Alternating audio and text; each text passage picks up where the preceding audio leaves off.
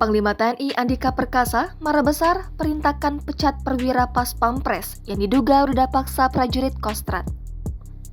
Perwira Pas Pampres yang mencoreng nama baik TNI itu berinisial Mayor Infanteri BF. Ia menjabat wakil komandan di salah satu datasemen pasukan pengamanan Presiden.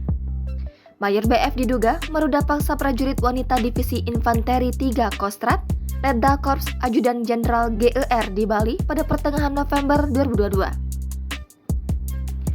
Menurut Andika, perbuatan Mayor Infanteri BF juga telah memenuhi unsur pasal dalam Kitab KUHP.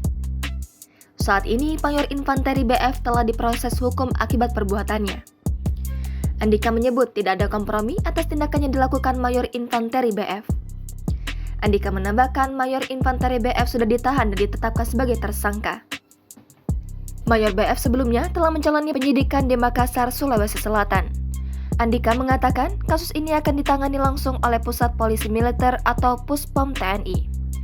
Diberitakan sebelumnya, seorang perwira menengah yang menjabat wakil komandan di salah satu datasemen Pas Pampres berinisial Mayor Infanteri BF diduga meruda paksa prajurit wanita Divisi Infanteri 3 Kostrad, Letda GER. Berdasarkan informasi yang dihimpun Kompas.com, dugaan peristiwa ruda paksa tersebut terjadi di Bali pada pertengahan November lalu. Jangan lupa subscribe, share, komen, dan like ya!